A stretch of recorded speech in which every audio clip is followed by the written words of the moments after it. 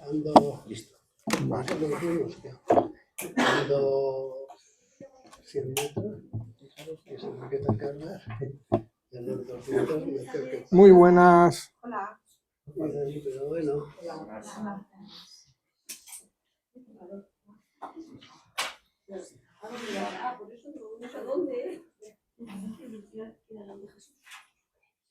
Y lo que hace por ti es Jesús. Joder, ¿cómo me cuidan? Ya lo siento. Los dos flancos.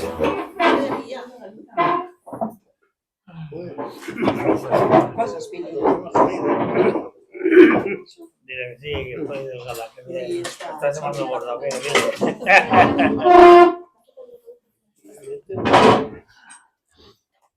Hola.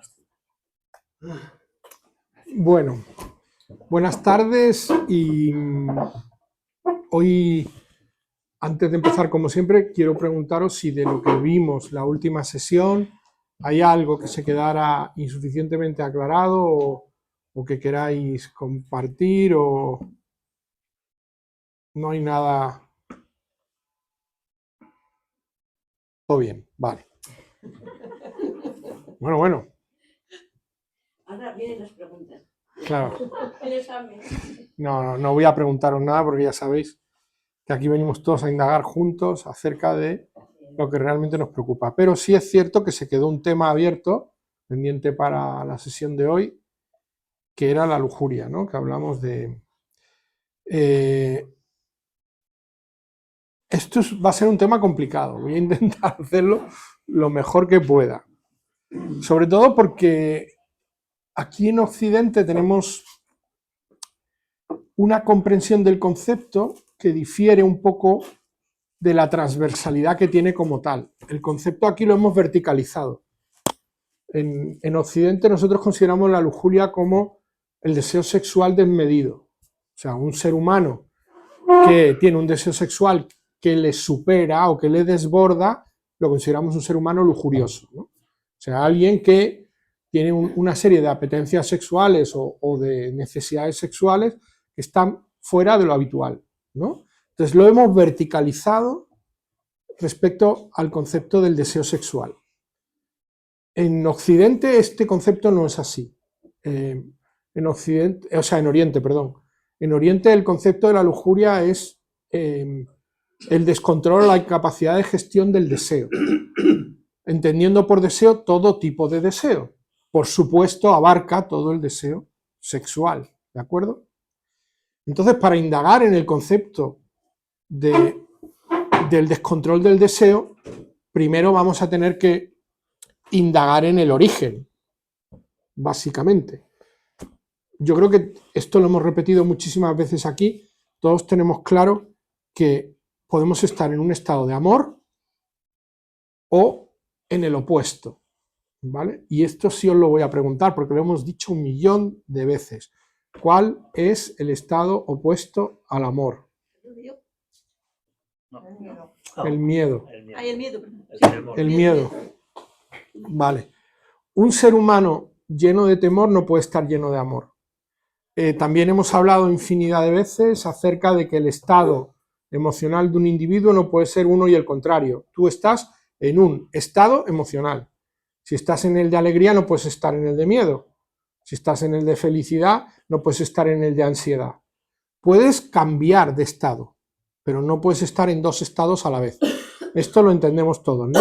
El estado en que se manifiestan nuestras emociones es único y cambia, continuamente cambia. Nuestras emociones se transforman a una velocidad, a la velocidad de la luz, vertiginosa, que ni siquiera nosotros jamás llegamos a entender, porque podemos estar aterrorizados y llorando de alegría medio segundo después cuando vemos que la persona que dábamos por muerta está viva.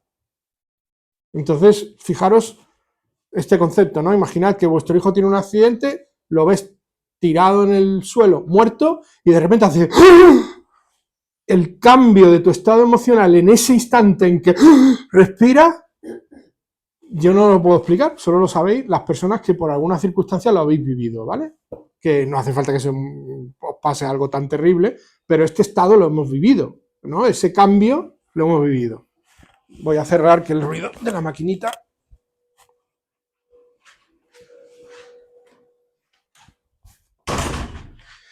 Entonces, claro, si queremos indagar en por qué se valora tanto el concepto del deseo, tenemos que partir de ese punto, de que un ser humano puede estar en estado de amor y en estado de miedo. Y el deseo está vinculado directamente con el apego, esto lo entendemos, ¿verdad? El deseo que va a desmedirse para convertirse en lujuria, esto también lo entendemos, ¿no? El deseo desmedido es la lujuria. Cuando tú no controlas tu deseo, vas a la lujuria, ese deseo proviene de un apego. También lo entendemos esto, ¿verdad?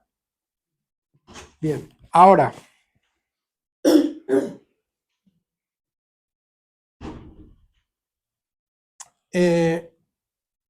¿de qué lado está el apego que se va a desbordar a desmedido? ¿Del lado del deseo, o sea, del lado del amor o del lado del miedo? Esta es la pregunta que os quería... La repites, por favor. Sí, Es que, sí. perdón, estoy sorda, ¿eh? Sí, Tengo aquí sí, estás constipada y obstrucción. Muy bien. Oh, muy bien, no te preocupes que vamos a intentarlo. Hemos dicho que Sí, la para pregunta la lujuria, no, pero la voy a reformular completa. La lujuria es el deseo desmedido y el deseo proviene del apego. Y hemos dicho que el estado de ser del individuo puede ser o de amor o de su contrario, de miedo. Sí, eso ya te doy. Ahora yo os pregunto, ¿de qué apego proviene el deseo que se va a desmedir en la lujuria? El miedo. ¿De verdad? Apego no, No sé. no lo veo. ¿Del miedo? Creo que sí. Creo que Hombre, también puede venir del amor, pero el amor se transforma en miedo, me refiero. Quiero decirte, el miedo, tú Cuando amas hay amor, hay algo apego. intensamente y el miedo a perderlo te puede llevar a... ¿De qué? Cuando hay amor no hay apego, Ah, pero el deseo no es un apego. el deseo es una manifestación de un apego. Cuando hay amor no se manifiestan apegos o sí, a veces sí. Una persona que no está en estado de miedo, una persona que no está atrapada en estado de miedo, puede tener en su estado de amor apego por cosas.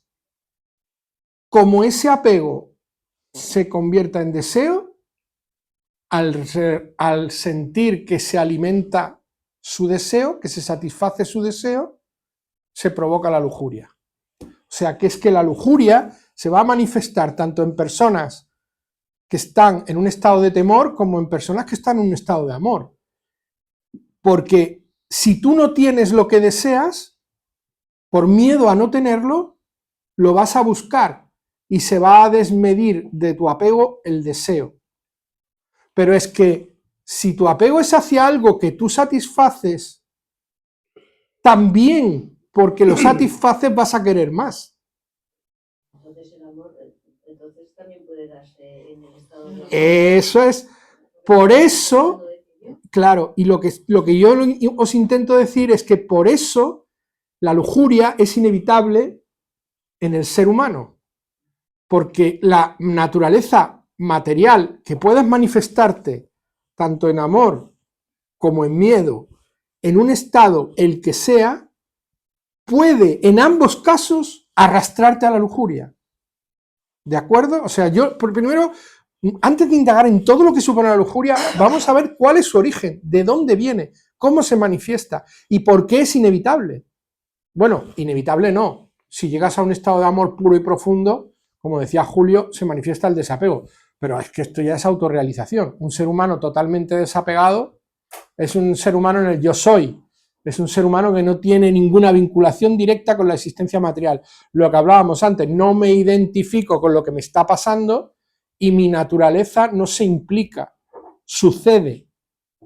Pero lo normal es que siendo una persona que no está atrapada en el temor, que está en un estado, recordáis las tres gunas, ¿no? La ignorancia, el temor, el miedo, la otra guna que es el deseo, ¿vale?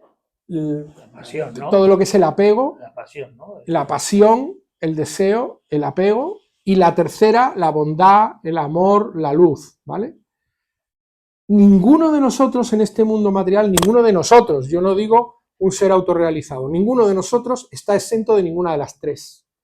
Lo que varía en todos nosotros es el porcentaje en que se manifiesta en cada momento de nuestras vidas la presencia de una u otra guna. Hay veces que estamos más atrapados por la ignorancia, hay veces que estamos más atrapados por el apego y hay veces que estamos mucho más atrapados en el amor. Tenemos un gran momento de nuestras vidas. Pero solo aquellas personas autorrealizadas, solo aquellas personas iluminadas desapegan de la vida material por completo. Y cuando desapegan por completo de la vida material, entonces como no se expresa deseo, porque no hay un apego, pues ahí no cabe lujuria. Ese ser humano, por eso se les ve a esos seres, a estas personas autorrealizadas, se les ve con esa luz y con esa plenitud, porque en ellas no hay lujuria, no hay temor, no hay ira, no hay nada de eso. Ahora luego vamos a indagar en todo aquello a lo que nos lleva a la lujuria, pero fijaros que, claro, ¿cómo vamos a construir el castillo si no tenemos los cimientos? Vamos a comprender primero cuál es el origen de esa lujuria, ¿no? Repito, desde la transversalidad que en el mundo oriental, en la cultura védica, se comprende, en todas las escrituras védicas se comprende la lujuria como el deseo desmedido, en todos los ámbitos. Por ejemplo, la gula es lujuria. La apetencia constante por comida o la incapacidad de controlar el deseo de esa comida es lujuria, ¿vale? La pasión por el poder es lujuria, ¿vale? La pasión por el control, o evidentemente en la sexualidad sobre todo también, lujuria. ¿Veis cómo es transversal, no? Que no me estoy... Nosotros, repito, en Occidente lo hemos verticalizado mucho con la sexualidad, pero es muy transversal. Entonces, repito de nuevo el concepto para que lo veamos. Es tan poderoso el apego que arrastra el deseo, porque del apego nace ese deseo, que arrastra al deseo, que cuando ese deseo se desmide en lujuria, el origen del cual venga el apego es irrelevante, ¿vale? Entonces, solo alguien que no manifieste apego está libre de lujuria y está libre de las manifestaciones de la debilidad de la vida material. Y tú querías preguntar algo. Una vez más contestado ya. Pero- Era que si un alma es puro amor, ¿cómo se va a enamorar de una persona? Porque ese amor va hacia todo el mundo por igual. Es que un alma que es puro amor no es un alma, es el alma. Y esa alma es todo lo que es. Cuando alguien se autorrealiza es todo a la vez. Entonces no puede experimentar amor por una naturaleza física per se, porque no ve diferencia en ninguna naturaleza física, porque percibe lo que es en todo lo que es. Y todo es él y él es todo. Entonces, no, digamos... Es un poco renunciar al sexo, porque... No es que renuncie al sexo, es que un ser autorrealizado no tiene apego a ningún placer físico. Igual no apetece. No, claro, es que no experimenta una apetencia hacia ningún placer físico.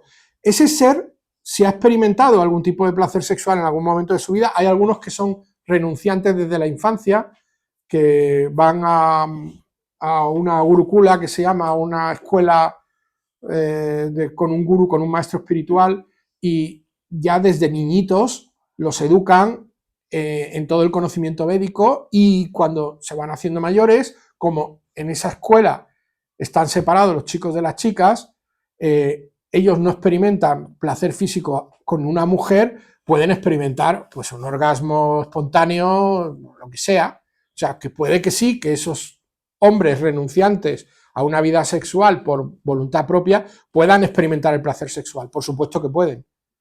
¿Lo van a recordar? Pues por supuesto que lo van a recordar. ¿Lo van a buscar? Pues cuando se autorrealicen, pues más bien no. Así sale espontáneo. Es que no se va a manifestar. En un ser autorrealizado es que está desapegado de lo material.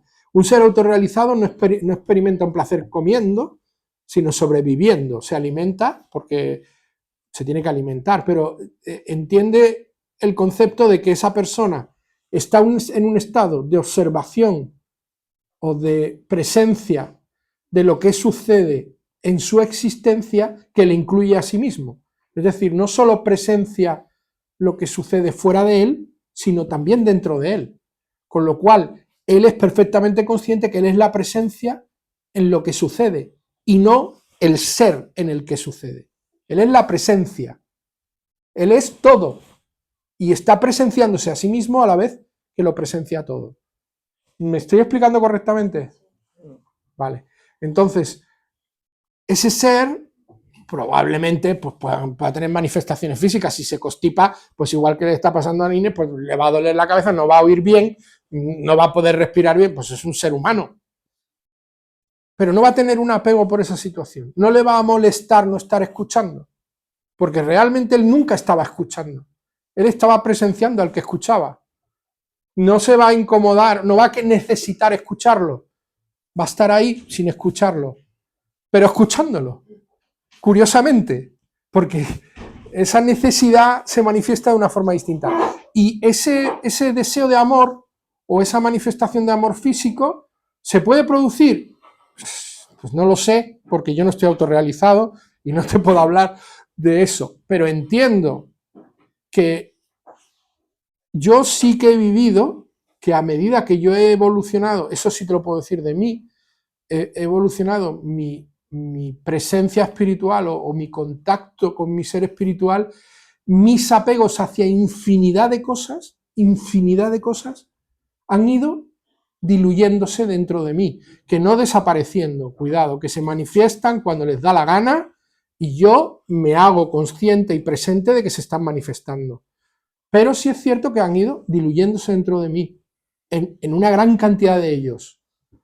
Por ejemplo, ese, ¿no? Yo era una persona muy lujuriosa en el sentido vertical y occidental. Y a lo largo de mi crecimiento espiritual, esas apetencias o deseos o atracciones se han ido diluyendo. ¿Se manifiestan a veces? Claro que sí, pero no me atrapan, ni me arrastran y las observo en una presencia. Digo, mira tú que de repente se me ha despertado a mí aquí un deseillo, pero lo presencio. En ningún caso estoy atrapado por ello. Ha habido una cantidad enorme de años de mi vida en que estaba completamente atrapado y dominado por ello. Por eso soy consciente que ahora no. Porque yo transformaba el devenir de mis días para lograr lo que ese deseo me arrastraba a hacer. Y ahora es imposible que mueva una pestaña a causa de ese deseo. ¿Está ahí? Sí. ¿Lo veo? Sí. ¿Lo tengo? Sí. Pero se diluye dentro de mí. ¿Recordáis lo que hablamos de aquella lectura tan bonita que nos mandó? ¿Quién fue? Sí, Petri, que era como el río, que una vez que inicia el camino tú no lo puedes parar. Cuando el deseo manifiesta su expresión, está ahí ese deseo. Yo, como ser humano físico, de repente algo lo ha disparado en mi inconsciente, una visión atractiva de algo, un recuerdo acerca de alguien, pum, dispara eso. Yo no puedo parar ese río, pero puedo dejar que se diluya en mi mar. ¿Vale? Entonces, yo no sé si estos seres con esta iluminación espiritual y con esta plenitud tienen los mismos gatillos disparadores de inconscientes que nosotros, o si en ellos ya han desaparecido. Eso lo ignoro. Lo que te aseguro es que si ya en mí, que yo no tengo apenas luz espiritual, tengo muy poquita, se diluye el deseo, en ellos ni te cuento. O sea, yo creo que no se llega ni siquiera a expresar. Bueno, y me he enrollado como una persona, vamos a volver al foco de la cuestión, la lujuria. Vamos a seguir con la lujuria. Bien, entonces hemos hablado del concepto de... Me tomé unas notas, por cierto, me las voy a poner por si acaso me desparramo mucho, como me ha pasado ahora que me he perdido. Vale, entonces hablamos... ¿Por qué el amor puede permitir que se produzca la lujuria si en un ser humano hay amor? Porque el amor puro de Dios, ese amor del que tú hablabas, el amor puro del que dice Julio, no es el amor material. Y lo que nos sucede cuando venimos al mundo material es que el amor puro de Dios se desvanece en el amor por todo lo material. Al final, en la naturaleza material es la observadora de los objetos de deseo. Es decir, tú, al encarnar en un cuerpo material, eres observador de toda la creación del universo. La creación que en su misericordia Dios ha elegido y ha creado todo, ¿no? Entonces, en esa creación tú eres observador de esa creación. Y todo eso es objeto de tu deseo. Todas las cosas que hay a tu alrededor son susceptibles de causar tu deseo.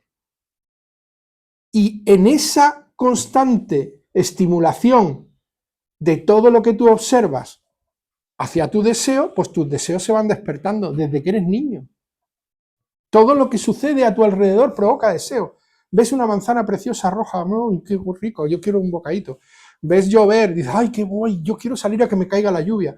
Ves toda la naturaleza propia de la existencia son objetos de deseo. Y tú, en tu crecimiento, en tu desarrollo material, humano, vas a ir generando vínculos por los objetos de los deseos. ¿Me estoy explicando correctamente? Vale, ¿qué va a ocurrir? Que cada vez que vas empezando tú, a medida que creces, a vincularte más al objeto de tus deseos, más apegos generas, más deseos abres y más olvidas el amor de Dios. Porque el amor de Dios no requiere de nada, no tiene objeto de deseos. El amor de Dios es puro por la naturaleza de todo lo que es y no ve diferencia entre una cosa y otra. No apega deseo a nada material, ningún objeto le atrae. El amor de Dios es la pureza de amar al origen en todo lo que exista y en todo lo que se manifieste ese origen. Dios es infinito, único, todo. Tú te olvidas de eso, es demasiado complicado. Cuando empiezas a convertirte en el muchachito o la muchachita que tiene ya 6, 7, 8, 9 años, le gusta la muñeca, al muchachito le gusta el balón de fútbol, le gusta ir con los amigos, pum, empiezas a manifestar el apego por los objetos de los deseos, empiezas a olvidar la pureza del amor. ¿Me estoy explicando correctamente?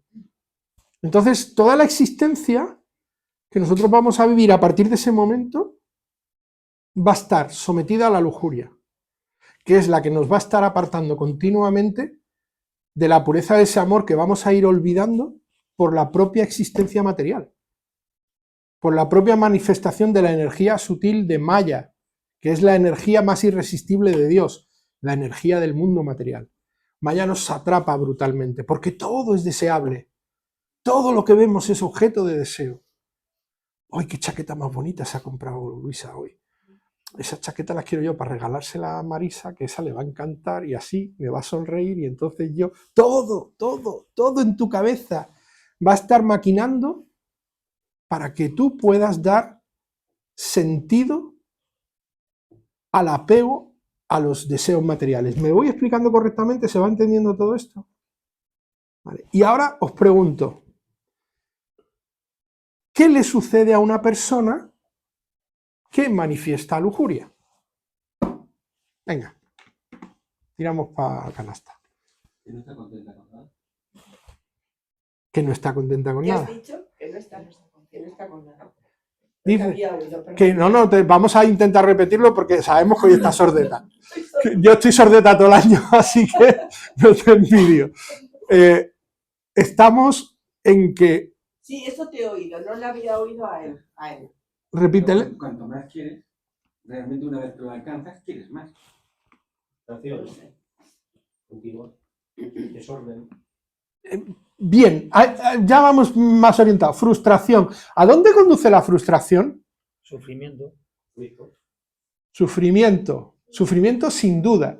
El sufrimiento, recordáis lo que nos enseñó Siddhartha Gautama el Buda. El puro hecho de nacer implica 4 niveles de sufrimiento. El propio hecho del nacimiento, cuando salimos del vientre de nuestras madres, porque ahí sufrimos en una naturaleza hostil. El envejecimiento, porque vemos que se nos escapa la vida. La enfermedad, porque tememos que nos la quite. Y inevitablemente la muerte, porque el momento de morir para todos, ante lo desconocido, es un sufrimiento brutal. O sea, el puro hecho de nacer, como nos explica Siddhartha Gautama, el Buda, estamos el Buda Sakyamuni, estamos experimentándolo en clave de sufrimiento. Y desde ese momento todo lo que experimentemos, nosotros vamos a elegir cómo lo interpretamos. Pero en general, cuando no elegimos, nos conduce al sufrimiento. Porque la tendencia de nuestra mente es apegarse a todo. Y que hemos experimentado ya, o sea, hemos indagado ya, que cuando se apega genera deseo, y cuando genera deseo provoca lujuria, y la lujuria conduce al sufrimiento. Muy bien, Jesús. Pero voy más allá. El sufrimiento vamos a considerarlo un estado de ser consustancial a la naturaleza material, que se manifiesta sistemáticamente dentro de nuestras vidas. Pero ¿cuál es nuestro estado cuando estamos atrapados en la lujuria? El temor, supongo. Ira. Ira. La lujuria no satisfecha conduce a la ira. Y la lujuria per se es no satisfecha, porque como ha dicho muy bien antes José Antonio, cuanto más tengas, más querrás. Cuanto más logres, más desearás. Cuanto más acumules, más amontonarás. ¿No? Que le pregunten a los Pujol. Que con todo lo que tenían, más, y más. Y el 3%, y el 5%, y el 9%, y el 12%. ¿No? Más y más. Y les da igual perder el prestigio, el poder, la reputación, la gloria, la fama, porque quieren el deseo desmedido de algo te conduce a un estado de ira constante. ¿Vale? ¿Y a dónde nos conducirá esa ira? A ser infelices totalmente. A una frustración constante. Infelices total. Vamos a decir que la ira es la pérdida de la razón. ¿Qué nos ocurre cuando tenemos un cabreo como la copa de un pino? No pensamos. Que no pensamos, que hacemos todo lo que nunca haríamos. ¿Cierto? Es como estar borracho. Estamos embriagados de ira, ¿es cierto? Entonces, fijaros que la lujuria nos hace perder la razón. Nos provoca un estado de confusión de tal calibre que somos capaces de actuar de modos que nunca habríamos deseado. Y yo os pregunto, ¿cuántas veces os habéis descubierto a vosotras y a vosotros mismos haciendo cosas que nunca hubierais deseado hacer? Unas cuantas, ¿no? Bien. Sí. Vale. Recordad, esta semana. O esta mañana. O esta mañana. Bien, fijaros, vamos a indagar en esto. Pensamos, cada uno de nosotros ahora vamos a pensar en ese momento en el que algo nos arrastró a la posición de hacer una situación en la que hemos hecho algo que nunca hubiéramos querido hacer. Y ahora os pido que miréis hacia atrás y busquéis la causa. O sea, recordar esa situación que hemos hecho algo que nunca hubiéramos querido hacer nos resulta más o menos accesible. Y ahora empezad a ir para atrás. Por ejemplo, el ejemplo que yo te ponía de las gafas. Ahora yo empiezo a ir para atrás y digo, pero vamos a ver, ¿yo por qué me enfado porque me ha mentido? Porque en mí hay un apego a lograr lo que yo deseo. Yo quiero que me den lo que me dijeron por lo que yo pagué y que valga lo que yo di, lo que me tiene que valer, lo que yo quiero. ¿Os dais cuenta que eso es el deseo generado por un apego hacia lograr lo que queremos y que eso es pura lujuria? ¿Lo veis? ¿Estoy logrando marcar el ciclo? Esta es la más peligrosa de las energías del mundo material, repetido en el Bhagavad Gita en un montón de capítulos que me los he tenido que apuntar porque no era capaz de...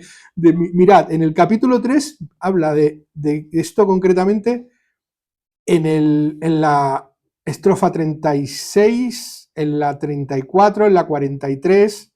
De la 36 a la 43 habla muchísimo. Y voy a leer la 36 para que veáis. ¿Qué es Leo textualmente, capítulo 3, estrofa 36. Oh descendiente de Brisni, ¿qué es lo que impulsa a una persona a cometer actos pecaminosos, aún en contra de su voluntad, como si fuera obligada a la fuerza? Fijaros la pregunta, la indagación que hemos estado haciendo antes, ¿no? Es la indagación que hemos estado... ¿Qué es lo que impulsa a una persona a cometer actos pecaminosos, aún en contra de su voluntad, contra lo que esa persona jamás hubiera deseado hacer, como si fuera obligada a la fuerza? Y le contesta en el verso 37. Es la lujuria, Arjuna, la cual nace de la modalidad de la pasión. ¿Veis? De la modalidad de la pasión. Y luego se transforma en ira. Y es el enemigo pecaminoso que todo lo devora en este mundo. ¿Veis? ¿Veis por qué he querido hacer la indagación en este proceso de cosas? Para que pudiéramos luego ver perfectamente cómo lo explica el Bhagavad Gita. Ahora vamos al 38.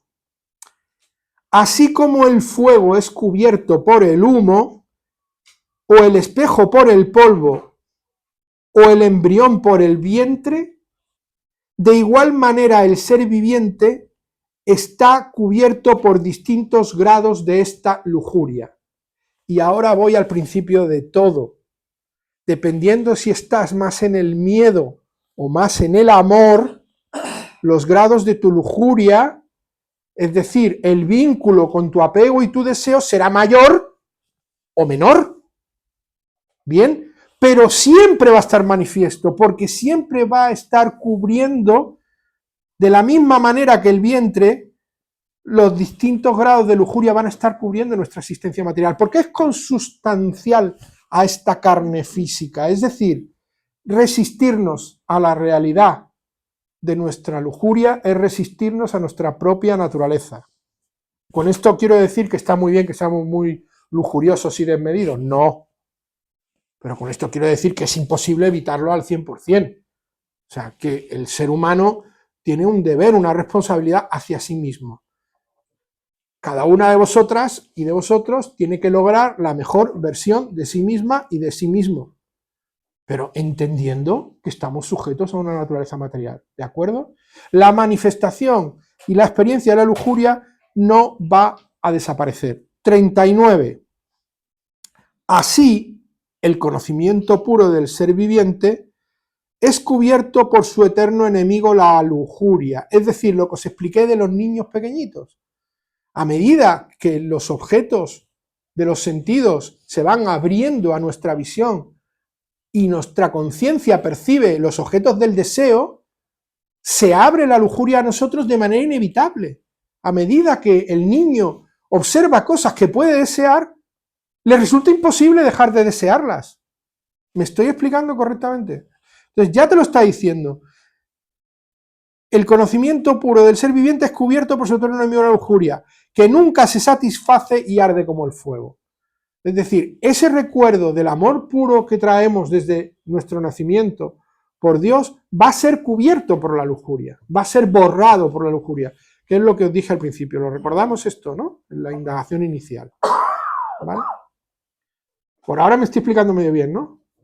Bien, es que ya os lo he dicho al principio que este tema telita. ¿Eh? Bien. Sí, la próxima vez me ponéis tareas más fáciles. tengo que trabajar en casa también. Habría que tener un libro de buenas prácticas de lujuria. ¿Y esto qué es? No, Vamos a ver. Me remito, nos hemos quedado en el 39, luego seguimos. Y luego voy contigo, Julio. Pero voy a aclarar un poco lo que dice José Antonio.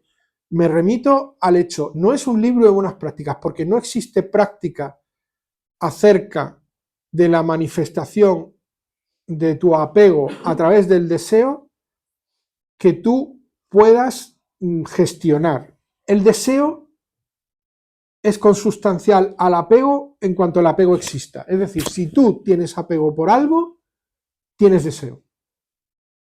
Es porque es la forma en que ese apego se manifiesta. El deseo es una expresión manifestada del apego.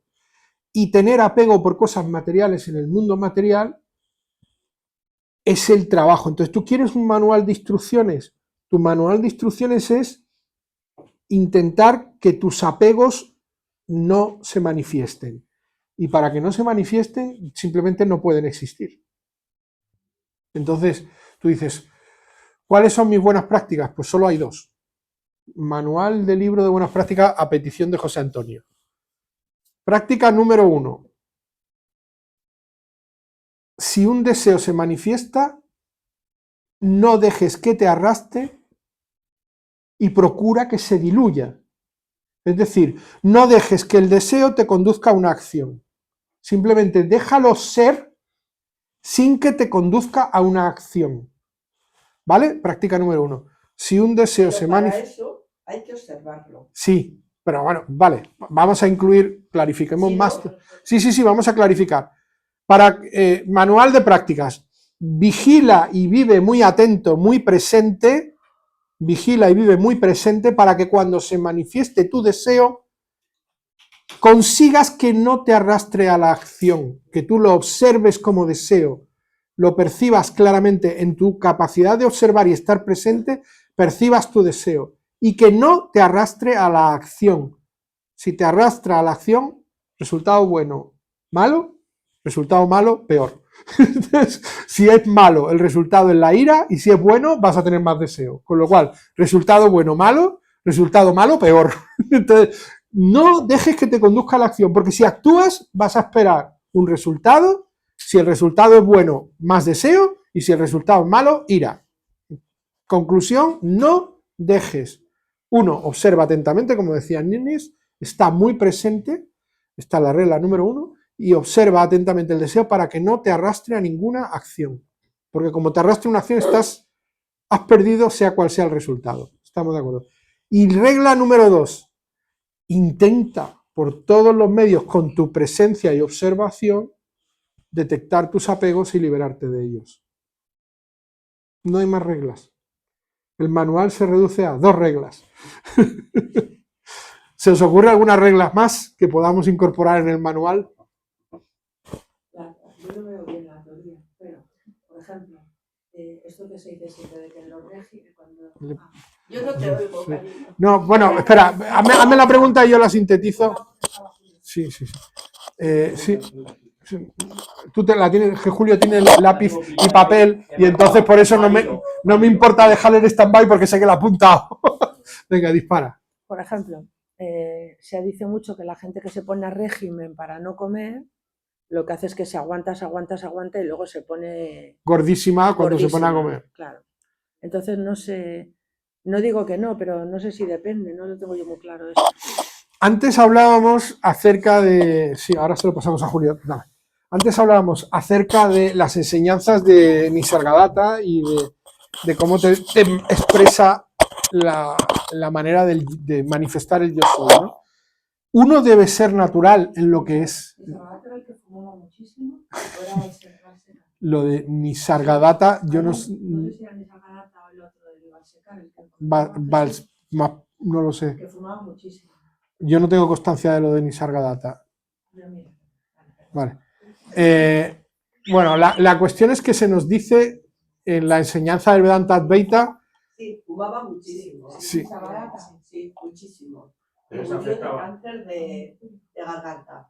Lo que pasa que es difícil de comprender, él lo explica muchas veces. Cuando uno ya está autoliberado, lo que haga con el cuerpo importa un pimiento, porque él ya está, que no está ahí. Eso es lo que estoy intentando explicar, justo eso, que es lo que se llama ser naturalmente. Tú, no sé si se llama así. Bueno, él lo llama así, él lo llama sé natural.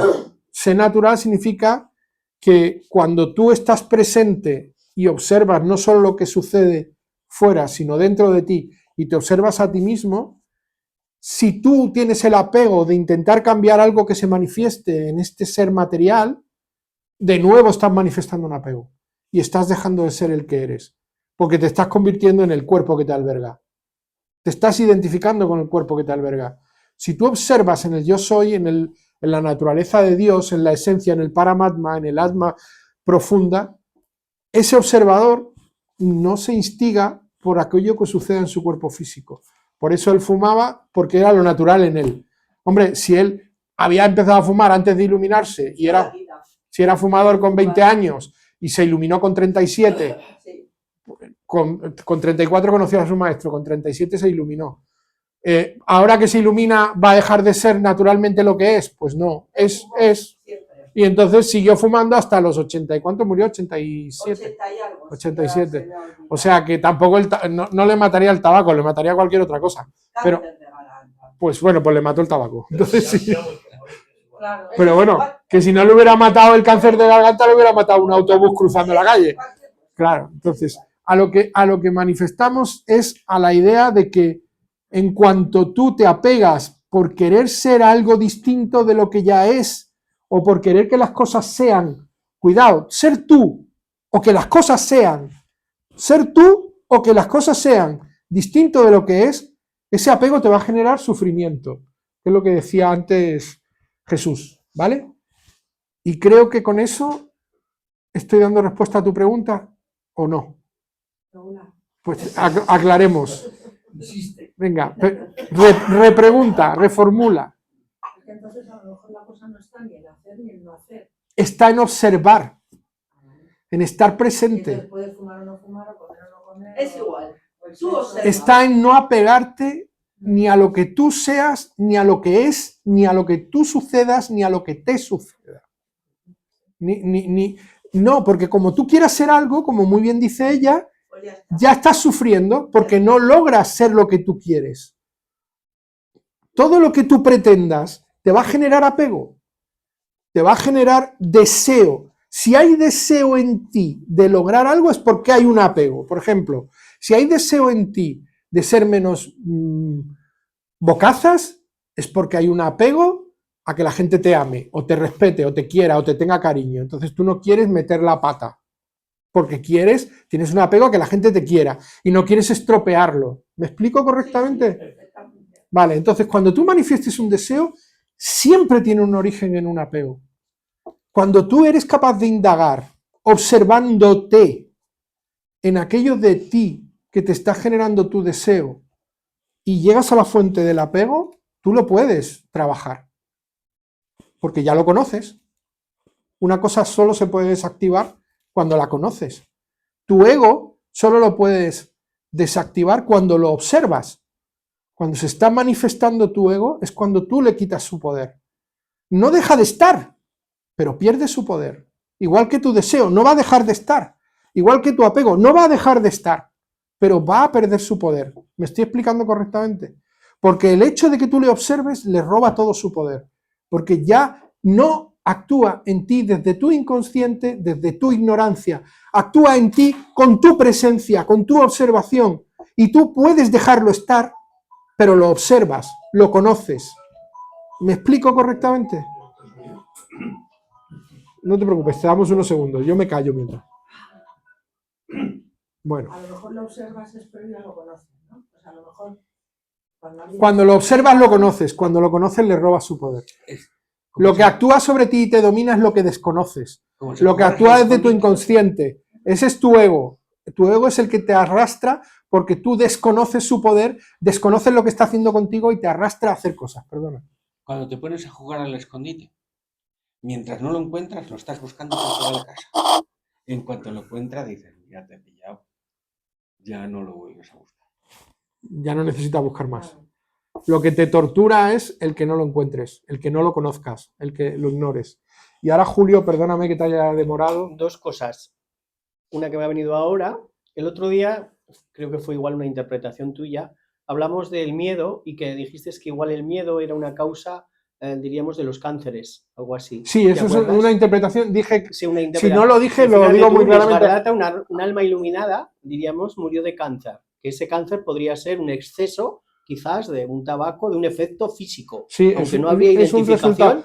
Pero fíjate, te quiero decir que vale, no, es bien, que... eso lo aparte. Vale, no, pero voy a puntualizar esto. Obviamente, si tú coges un martillo y le pegas a un clavo, se va a clavar. O sea, hay un efecto físico material con que le pegas a un clavo, ¿vale? Pero también te digo, es que si sueltas un ladrillo sobre el clavo, también se va a clavar. Entonces, se puede clavar de las dos maneras. Si tú estás somatizando desde tu temor constante en tu vida estás somatizando por ese temor, es como si le estás pegando al clavo con el martillo continuamente y lo estás clavando, clavando, clavando hasta que sale el cáncer. Pero también si tú tienes un problema físico, si te atropella un camión, pues te mueres, ¿no? Pues el ladrillo que él soltó es 25 años de fumar, o 35 años de fumar, ese es el ladrillo que él soltó. Entonces tú puedes somatizar o puedes tener un resultado físico. Es un contraste muy Sí, interesante. pero las dos maneras pueden conducir a esa enfermedad. Una es una persistencia de someterte a un daño que redunda en ese resultado de enfermedad, y otra es la somatización psicoemocional que se redunda también en ese resultado de enfermedad. Las dos cosas te pueden conducir a la enfermedad. De hecho, y la segunda pregunta la llevamos ahora, de hecho, recordad siempre esto: un ser humano físico aquí en este mundo está formado de tres cosas totalmente indisolubles, y que cuando hablamos del mantra siempre lo explico, los tres efectos del mantra, recordáis, sobre nuestra mente, sobre nuestras emociones y sobre nuestro físico. Siempre recordáis que os repito, el mantra tiene un efecto vibracional sobre la parte física, tiene un efecto sobre nuestros pensamientos porque detiene el pensamiento, y tiene un efecto emocional porque nos reporta tranquilidad y un bienestar que nos da paz y que nos tranquiliza emocionalmente. El ser humano está vinculado a esas tres cosas. Si tú dañas lo físico, si no paras de fumar, puedes tener un cáncer. Si tú dañas lo mental, si no paras de tener miedo, puedes tener un cáncer. Si tú dañas lo emocional y te sometes a una situación de estrés emocional brutal, cuando acaba el estrés emocional, tu cuerpo se desmorona, pierde todas sus defensas, manifiesta y somatiza, y se puede aparecer un cáncer. O sea, es que somos esas tres partes indisolubles de una manifestación física en la que se involucra nuestra mente y nuestro cuerpo, y nuestra mente se expresa a través del pensamiento y a través de sus emociones, que es lo que la emoción es el nexo de unión entre lo físico y lo mental. ¿Correcto? ¿Lo entendemos? ¿Estoy explicando esto correctamente? ¿Se está entendiendo bien? ¿Vale? La emoción es ese puente que une la mente con el cuerpo, ¿vale? Y va en ambas direcciones. Desde un pensamiento tú puedes provocar con tus emociones un estado físico, y desde un estado físico puedes provocar una emoción que te lleve a un pensamiento negativo o positivo, ¿vale? Pero en un alma iluminada, diríamos, El efecto material físico se sigue manifestando. Pero sí, Si se te tira digo que 50 años es algo fumando... chocante. Pero bueno, no quiero darle vueltas a esto. Vale. A veces he oído que el deseo, a su vez, es un motor de la acción. Es decir, que Sí. quieras o no, si nosotros no tuviéramos deseos, diríamos, accionarnos hacia algo, lo que sea. Entonces, claro, diríamos, ¿en qué punto, diríamos, encajamos, diríamos, la observación de un deseo que no te arrastre, y a su vez el hecho de tener una existencia humana donde vamos a tener que movernos hacia un lugar, hacia el otro, quedarnos quietos? Hay también deseo, ¿no? Entonces es algo... Bien. No sé si es muy sutil el hecho de cómo, diríamos, vivirnos... A ver si te lo explico, a ver si te lo explico. Vamos a ver. Esto es sujeto a cualquier tipo de interpretación. Quiero decir, la Sí. explicación que yo te voy a dar puede ser sostenida por psicoterapeutas y por psicólogos, o puede ser sostenida a la inversa. Pero yo te voy a dar la que yo creo, ¿vale? Sí, evidentemente, sin duda, el deseo es el motor de la acción, pero no todas las acciones son el resultado del deseo, ¿vale? Es decir, un ser humano que no está impulsado por su deseo tampoco deja de actuar. Y esto también lo encontramos en el Gita. El Gita dice: el ser humano iluminado o el ser humano autorrealizado es aquel que realiza la acción en la inacción y la inacción en la acción. Y eso a la gente que está en el capítulo, en el 3 también, ¿no? Me parece que está en el, o en el 5. No sé si está en el capítulo, en el principio del 3. Ya lo busco porque al final siempre me llevo tarea. O sea que ya lo busco. La acción en la inacción y la inacción en la acción quiere decir que cuando tú estás observando y en presencia... Esto no para de mandar mensajitos, no sé quién me está escribiendo a estas horas. Cuando tú estás en un estado en el que tu deseo te arrastra, estás muy apegado, por eso se manifiestan muchos deseos y por eso los deseos son los motores de tus acciones. ¿De acuerdo? Pero aquel que está más autorrealizado genera la acción en la inacción, es decir, que sin estar haciendo nada, sin necesidad de tener que hacer nada, ya hace, porque lo que hace es no necesitar hacer, pero al mismo tiempo, sin hacer, está haciendo y haciendo no necesita hacer. Eso quiere decir que si Es la tú... hostia. Claro. Claro, es que además me quedan 4 minutos. Esto es una clase nueva, ¿vale? Ya tenemos tareas para la siguiente semana. Tú puedes estar observando tu vida con una luz espiritual de tal ámbito que tú no estás apegado ni arrastrado en tu deseo. Y simplemente con estar ya estás haciendo lo que se debe hacer. Es decir, con estar observando, con estar presente, se está manifestando en ti todo lo que debe ser, que es lo que hablábamos antes del ser natural. Tus reacciones no provienen de tu deseo ni de tu apego.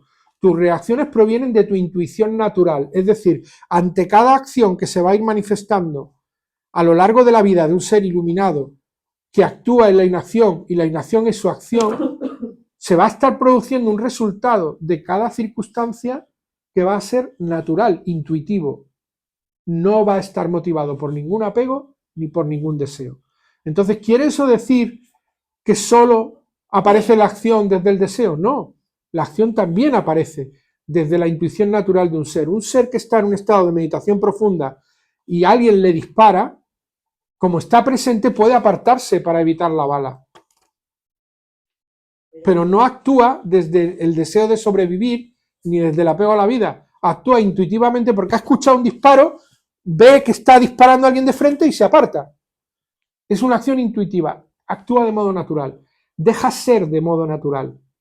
Y bajando el registro, en el sentido de más humanitos, más personas más, no tan arriba, sino más abajico, diríamos, eso se desarrollaría, diríamos, tus acciones, porque tienes que hacer cosas, diríamos, si cada vez te sitúas más en la presencia, si cada vez te sitúas Eres más más intuitivo. Más intuitivo y de alguna forma tus acciones tendrán una coherencia interna, ¿no? O sea, como una... Ejemplo práctico de una persona que empieza a manifestar presencia espiritual y pasa por delante, imagínate, mujer, voy a poner un ejemplo de mujer porque se me ocurre algo de ropa, ¿no? Y entonces las mujeres, la moda, la presencia, la sociedad muy exigente, muy machista, la mujer tiene que ser elegante, tal, entonces pasa delante de un escaparate y dice, uy, esos zapatos me van perfectamente con el traje rojo que me puse en la boda de Marisa, como tengo en la boda de Luisa, me van perfectamente, si me los cambio no va a parecer que llevo la misma ropa,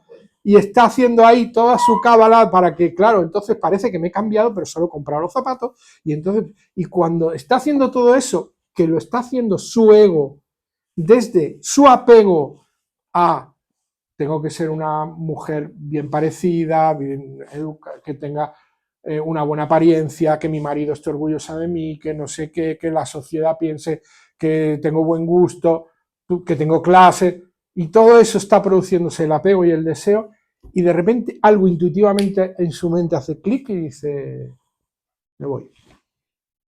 Intuitivamente. Y no sabe por qué. Y llega a su casa... ¿Para qué quieres tantos zapatos si ya tienes y llega a su casa y resulta que no eran rojos, pero tiene unos verdes con unos tintes y que por efecto de la vejez se han puesto rojos y dicen, estos me pongo. O sea, es intuitivamente cuando tú te estás dejando atrapar por el engaño de tu ego, el instinto se va a manifestar cuando tú estás presente. Quiero decir, esto que hablábamos de observar al ego, a medida que tú tengas más presencia espiritual, quiere decir más presencia en el aquí y el ahora, tú vas a ser más consciente y más capaz de detectar a tu ego cuando se está manifestando. Y cuando has pasado delante del escaparate, lo que ha pasado es que los zapatos son preciosos y que tú estás buscando una excusa para inventarte que esos zapatos van bien con el traje de Luisa, no sé qué tal, para qué tal, y tener un motivo para comprártelos. A nosotros nos pasaría con un coche. Con un coche. Una camper. Eso es. O con una camper o con un todoterreno. A nosotros nos pasaría con un coche. ¿Vale? He puesto el de los zapatos porque es más. Porque, claro, comprarte un coche pues, tampoco es una cosa que todos los días, pero unos zapatos sí. Entonces. Pues igual nos buscamos una excusa de por qué es que necesito un todoterreno, porque mi coche, claro, como es una berlina y ahora ya con los niños que son más grandes, y tú claro, y es mejor porque y te buscas un millón de excusas para que tu mente te justifique y tu ego te crea un montón de necesidades ficticias en tu mente. Pero si tú estás presente, este es mi ego. Y entonces tu instinto te dice, no, esto es mi ego, esto no soy yo. Y te desconecta. Y entonces actúas en la inacción. Tu presencia actúa para que haya una inacción, porque la inacción es la acción. Ahí te estás manifestando. Me viene ahora, que el otro día también comentaste, el hecho de que en la medida, a ver si lo entendí yo bien, ¿no? En la medida que vas progresando, puede pasar que ya vayas perdiendo sabor a determinadas cosas, porque quizás esas cosas ya igual no te... ¿Has descubierto tantas veces la trampa de tu ego arrastrándote hacia ellas que ya su ego ha perdido su poder y no consigue arrastrarte hacia ellas ya? ¿La has descubierto ya tantas veces? Entonces, que esa es una entre trampa. paréntesis, esa intuición te irá llevando a acciones que sean más genuinas. Naturales. O naturales. El ser natural, el ser lo que eres. Y digamos que las reacciones de un ser humano deben de ser las correctas, las naturales. El Gita repite cientos de veces, cumple con tu deber y desentiéndete del resultado. Que te puedes comprar el mismo coche, pero sin darle vueltas. Si tú pasas por la... Eso es muy de hombres, claro. Esta chaqueta. Venga. Eso me recuerda una noche que vi la semana comentando de una mujer le dice a su marido, pero fuiste por el pan, es en un coche. Sí. Dice que has bajado por el pan, ¿y dónde está el pan? Que aquí hay un coche. Vale, no se trata, antes de que os marchéis, aquí hay un libro de cada de estos para que os los paséis, salvo de este que tengo 3 y alguien se los puede llevar y os los podáis intercambiar, los leéis, son breves de leer. 2 los ha escrito Gurudev, nuestro maestro, ¿vale? No, este es de Swami Prabhupada. Este es de nuestro maestro, de Gurudev, este es de Prabhupada. Bueno, entonces, como me pedisteis libros y alguien faltaba que no tenía el Gita, ¿quién era? Yo si me lo prestas un par de semanas. Vale, pues uno para cada uno. Venga, pasa para allá. Entonces esos... Dijiste que ibas a poner una cajita para echar el dinero. Bueno, pues que lo echéis... ¿cómo? No sé, yo también tengo que ponerla. Bueno, pues se lo dais a José la semana que viene. No, pones la caja y la gente... Pero es que no tengo la caja. Yo no me voy a llevar ningún... Yo no, como no quiero saber quién... Pero puedo echar si quiero. Vale, pues echad lo que queráis. ¿Qué? ¿Cómo? Eso puede estar bien. Es que estaban hablando 4 a la vez y no oigo. Pero cuando lo leas... Es que yo que estoy sordo y... El Bhagavad Gita es el básico, es el que hay que leer, sí. Sí. Hay que leer a partir del segundo capítulo, solo las traducciones la primera vez. Solo las traducciones, desde el segundo hasta el 18. Llévatelo. Que las traducciones se leen relativamente rápido. En 4 horas te lo tienes ventilado.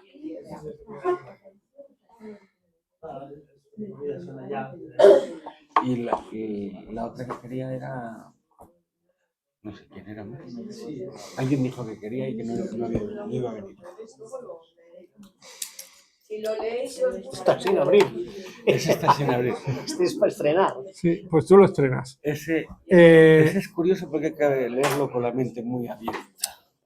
A ver, yo creo que en la próxima clase tenemos que hablar un poco de la trampa del ego, porque realmente estáis buscando una solución práctica, y que yo lo entiendo porque a mí no me gustan las teorías, me gustan las prácticas, y la solución práctica para entender qué es el actuar en el hacer en el no hacer y el no hacer en el ser, que tenemos que buscar a ver qué versículo era, lo tenemos que buscar para la semana que viene. Eh, Wu Wei, decían, ¿no? También. No, esa es la Taoísmo, ¿no? noción, esa es la noción. la acción es la inacción y la inacción es la acción. Esos son los que no hacen. ¿No? Jesús, ¿No? no te he oído qué has dicho.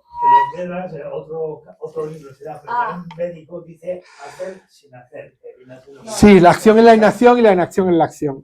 Y básicamente tiene que ver con eso, con la capacidad que tenemos de observar para robar hay que el poder de acoger la acción ciencia. a aquello que no se debe hacer y Que vaya actuar más desde lo atención que a se los debe hacer. Entonces, pero eso te quería comentar. ¿No crees tú que sin estar iluminado ni nada de esto, pero que sí que la vida, la experiencia de la vida, ya te lleva también un poco a la inacción? Es decir, A ver, conceptualizar el estar iluminado es como un concepto muy inalcanzable y realmente está al alcance de todos. El estar iluminado sencillamente es desapegarte lo suficiente para dejar de sufrir, básicamente. El concepto de la autorrealización en una plenitud tan extrema, a mí me parece Una maravilla. Yo la quiero. bueno, a mí me parece un paradigma, me parece algo que... ¿Alguien lo consigue? Pero, en cambio, el sencillo hecho de desapegarte de una manera efectiva en tu vida diaria ya te va a manifestar una felicidad, un estado de paz. Eso es lo que te estoy diciendo, que lo que tú piensas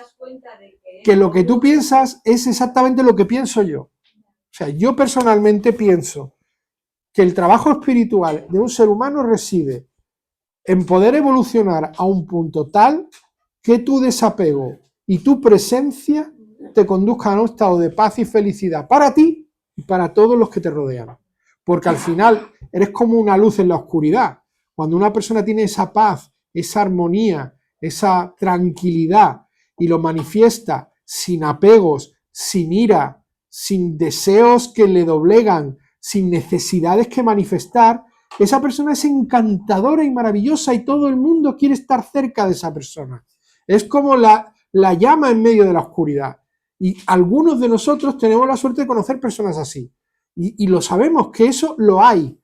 Llegar ahí no es tan complicado. El encontrar esa paz interior que te separe de tu apego permanente a todo aquello que fue tan importante durante toda tu vida y que tú tengas la capacidad consciente de ver que ya no lo es, eso te va a dar una paz. Y llegar ahí está al alcance de todos. Tú llegas a donde llegas, de lo que se trata es que tú estés bien. Si es que al final, el miércoles, cuando hagamos la tertulia va a tratar sobre eso, sobre el mito de la felicidad. La tertulia que vamos a hacer es para lanzar el proyecto Feliz y Píldoras, que se basa en eso, en que todos podemos ser felices simplemente con paz interior y con liberarnos de todo lo que nos haga sufrir. Eso es la felicidad. No he dicho nada. Claro. Oye, yo lo del miércoles